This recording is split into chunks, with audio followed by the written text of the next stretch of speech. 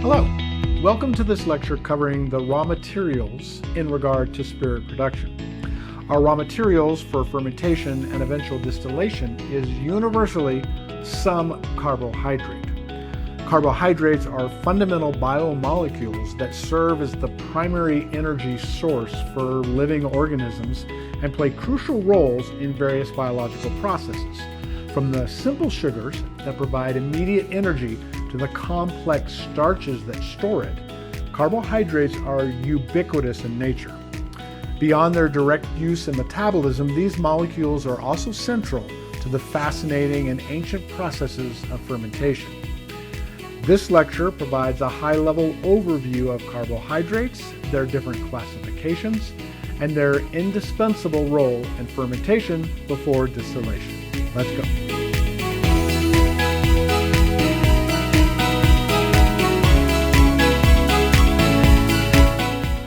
Now, this presentation is designed for those who already have their WSET Level 2 spirits and are studying for their Level 3 spirits, or have at least watched our Introduction to Raw Materials lecture linked in the comments.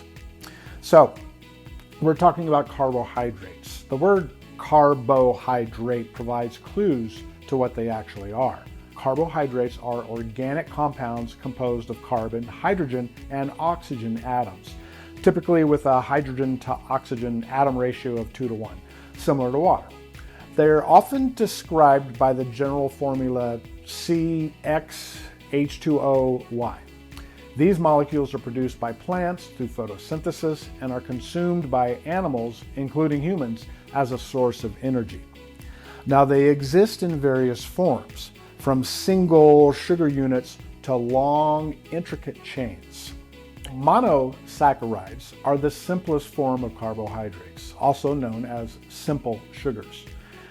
They are the basic building blocks from which all other carbohydrates are constructed.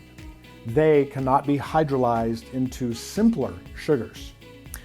Key characteristics of monosaccharides include their sweet taste and their ability to be absorbed directly into the bloodstream without further digestion.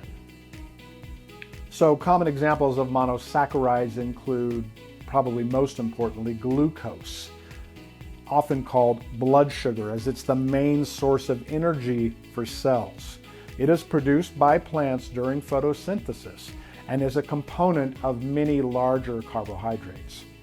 Then we also have fructose. Commonly found in fruits and honey, fructose is the sweetest of all naturally occurring sugars. It is often referred to as fruit sugar. Now, we do have galactose, which is not really found free in nature. That's a component of lactose, the sugar found in milk. But these simple sugars, glucose and fructose, are crucial in our initial stages of fermentation, providing the readily available fuel that microorganisms need to begin their metabolic processes. Now we can talk about disaccharides. These are two sugars. Disaccharides are carbohydrates formed when two monosaccharide units are joined together by a glycosidic bond, a type of covalent bond. This bonding process involves the removal of a water molecule. Disaccharides must be broken down into their constituent monosaccharides before they can be absorbed and utilized by the body or by fermenting microorganisms. Now, some of our important disaccharides would be sucrose, commonly known as table sugar. Sucrose is comprised of one glucose and one fructose, and it is abundant in many fruits. Now, we also have lactose, the primary sugar found in milk. Lactose is formed from one glucose unit and one galactose unit. Individuals with lactose intolerance lack the enzyme lactase, which is necessary to break down lactose. Now, on the brewing side of things, malt sugar or maltose consists of two glucose units. It's produced during the digestion of starch and is found in malt beverages and certain grains. Now, in fermentation, microorganisms often possess enzymes that can break down these disaccharides into their simpler monosaccharide components, making them accessible for the fermentation pathway. Now, for us distillers, These mono and disaccharides are wonderful raw ingredients for fermentation. So are grapes, apples, pears, sugarcane, and most any fruit is a natural choice. The challenge in using these is that this easily available food source is attractive to pretty much any living creature, from animal to bacteria to fungi. Keeping it from spoilage, which is basically another word for being pre-eaten by an unwelcome pest, is a consistent challenge. Byproducts from spoilage can induce unwanted characteristics that make it all the way to the bottle. And traditional preservatives like SO2 can also travel along through the process and impart stinky sulfur notes that are often concentrated and tricky to remove in distillation. Now we move to polysaccharides. These are complex carbohydrate chains that are formed by linking together many monosaccharide units, like hundreds to thousands, into long, often branched chains.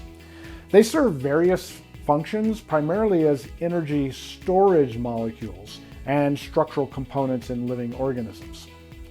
Unlike monosaccharides and disaccharides, polysaccharides are generally not sweet and are less soluble in water. Now, probably our most notable polysaccharide would be starch. This is the primary energy storage polysaccharide in plants. Starch is a polymer of glucose, and it's abundant in grains like rice, wheat, and corn, as well as potatoes and legumes. It is digestible by humans and many microorganisms. As an aside, we use animal starch or glycogen as our main storage form of glucose. Our liver and muscles store these highly branched chains designed for rapid glucose release when energy is needed. Then we have fructans. These are polymers of fructose molecules, often with a terminal glucose unit. They serve as energy storage in many plants, including agave, artichokes, asparagus, etc. Fructans are generally not digestible by human enzymes and can act as prebiotics, promoting the growth of beneficial gut bacteria. In fermentation, some microorganisms can break down fructans into fructose for metabolism. Now, while some polysaccharides are generally not directly fermented by common industrial microbes, starch is a crucial substrate in many fermentation processes after being broken down into simpler sugars. Check out the enzymatic hydrolysis lecture for a deep dive there. The actual metabolic process that converts carbohydrates, such as sugars, into alcohols, acids, or gases using microorganisms like yeast or bacteria, those are covered in the fermentation lecture. We discuss the microorganisms that consume these carbohydrates as their energy source, breaking down the sugars through a series of biochemical reactions, releasing energy for their own survival, and producing various byproducts that are vital to us distillers. So, carbohydrates in their various forms, monosaccharides, disaccharides, polysaccharides, are not only essential for life, but also serve as the foundational raw materials for the transformative process of fermentation. Understanding the structure and function of these diverse sugar molecules provides some insight into how microorganisms harness their chemical energy to produce a whole array of valuable products, from alcoholic beverages to fermented foods, highlighting the incredible interplay between biochemistry and microbial activity. The sweet science of carbohydrates truly underpins a significant part of our culinary and industrial heritage.